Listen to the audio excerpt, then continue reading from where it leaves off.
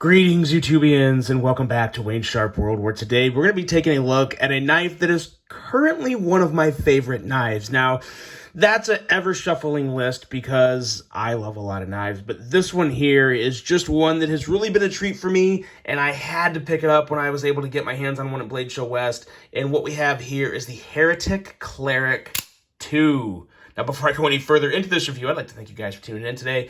If you like what you see, please do me a huge favor. Hit that subscribe button, follow along, and I will continue to bring you the content. Now, let's take a look at some overall specs on this knife right here.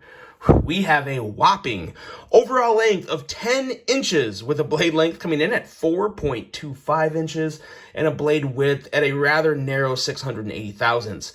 Blade thickness on this guy is 125 thousandths with a blade material of CPM MagnaCut, which I personally love to see on this blade particular, which I'll talk more about when we get to the blade. We obviously have that double-edged dagger style blade with a flat grind, handle length coming in at 5.75 inches, so a lot of real estate on this guy, and a handle thickness of 536 thousandths. We have a handle width at, again, a rather narrow 918 thousandths, and a handle material of an aluminum chassis with stainless steel inlays. And I'm kind of torn about that, and we'll talk more about that when we get to the handle and ergos, but a very interesting choice for handle inlays. Of course, we have a user of a right or left hand tip-up carry. Very nice way they kind of incorporated the left or right carry here. You do have that little glass breaker down there, which is nice and minimal, something I love to see, especially when you barely notice it, but it's there. That's always nice. And a weight of 4.2 ounces. Now, the price on this guy is up there. We're talking $420, but this is sourced and manufactured in the good old United States of America. So you're buying American made with this, which is very nice. Let's get into some size comparisons. I don't have a lot of good ones because this knife is a sword, but I will do my best. I always do my best for you guys. Let's see here. We have the axial shift. I almost said axion. It is axial. It's definitely axial gear shift. And another very smooth little OTF, the Guardian Tactical Recon 035. Now, yeah, as you can see there, pretty big difference. Pretty big difference. But in terms of OTFs, that's all I got for you guys. This is just a freaking pocket sword, and I love it in every single way. Yeah, it's big. It's intimidating. It is not for everyone. But you know what?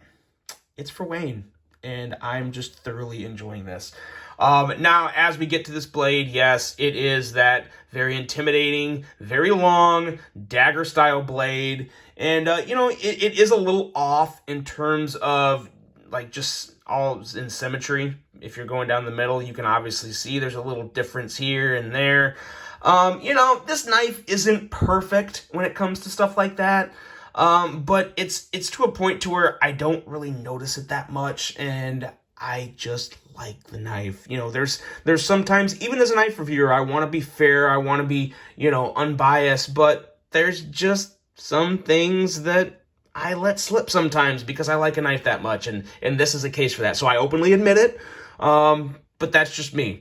What I really love about this blade and the fact that it is CPM MagnaCut is the strength in MagnaCut. And what you have is obviously a very dainty tip. Now, maybe MagnaCut won't make that big of a difference when you're talking this dainty of a tip because it is extremely dainty. It comes down to definitely a piercing point and something you're not going to want to use very heavily. This is definitely, just a light EDC knife. I cut paper, open letters, carry it as kind of, just something to, just something that's fun.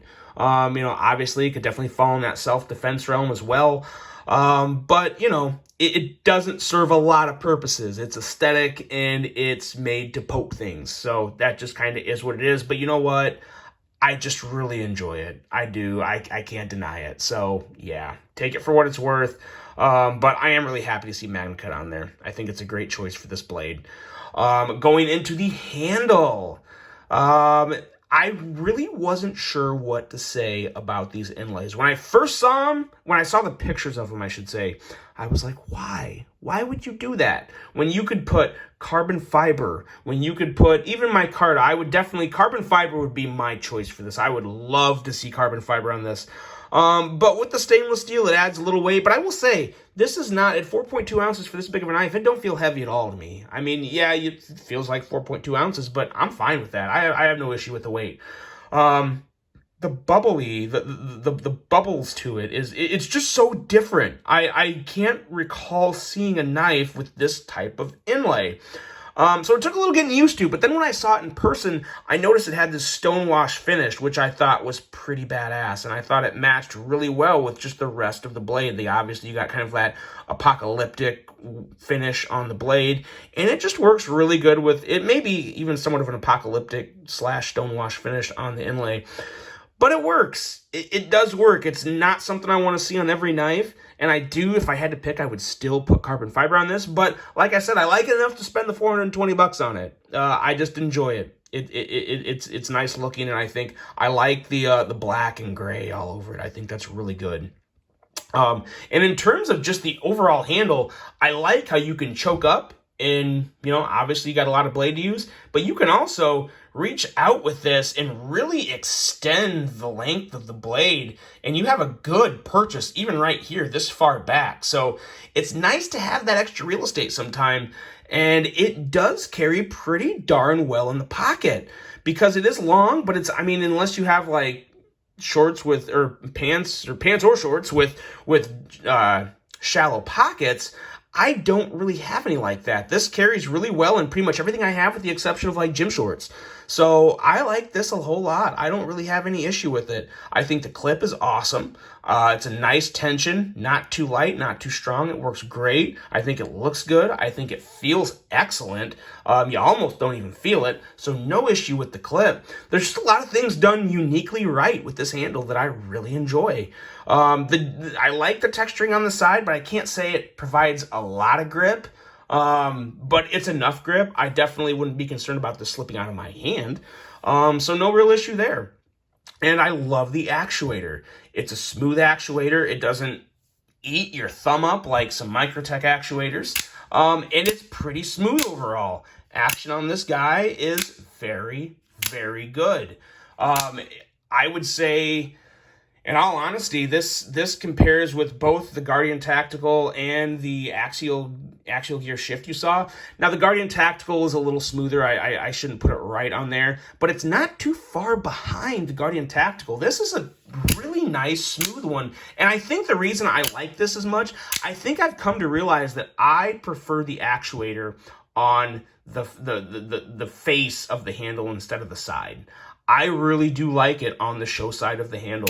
For me, it just fits in my hand better, and it feels better. It feels a little more natural. And then when you deploy the blade, then you can move sideways to actually use the blade, whether it be in this position or this position. Either way, you're good to go. So I've wondered that for a long time, which one I prefer. Do I like the side or do I like the show side?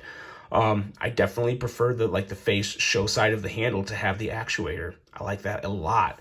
It's probably something I'm going to look for in OTFs in the future. I do have a goal of someday buying a Hawk Deadlock, but at the same time, I kind of hope that, the patent runs out and you can buy them for like $500 instead of $1,100. Not that I don't want to support makers, but it's just a lot of money. That's a lot of money I've never spent. The most I've ever got is the Koenig area, so I still got to really wait and build up the courage to pull the trigger on something like that. And right now, the bank account just ain't allowing it. So this is doing just fine. I really, really enjoy this. The solidity of this knife overall, like I said, there's no rattle. There's very, very, very little rattle. Like, this feels extremely solid to me. Some other OTFs out there, won't name any names, but they have a lot of rattle to them, and I can't stand that. That's one of the biggest things I look for in OTF is the lack of rattle. And another thing that I love about this action is with the bigger blade, the thwack, you don't just hear the thwack, you feel it when this blade shoots in. You feel it a little more than the other OTFs because it's a bigger blade. It's a bigger blade, it's a longer handle, and just the overall, force of things coming in and coming out, you just feel it more, and it's satisfying, it's empowering, it's cool, it's fun. It's just really enjoyable. This is a great OTF. It's one I would highly recommend, and I really hope Heretic continues to make more of these. I wouldn't mind. They need to really take this idea, actuator on the front, maybe this similar design, play with blade shapes, play with inlays, because Heretic in general is a company that I have been overlooked for too long, and you're going to see more of them on this channel because they do phenomenal work, and this is a phenomenal OTF. One I would highly recommend. Just enjoy it to no end. The Heretic Clarent 2. Guys, let me know what you think. Really hope you enjoyed this one. Hope you have a great rest of your day, and until the next one, I'm out.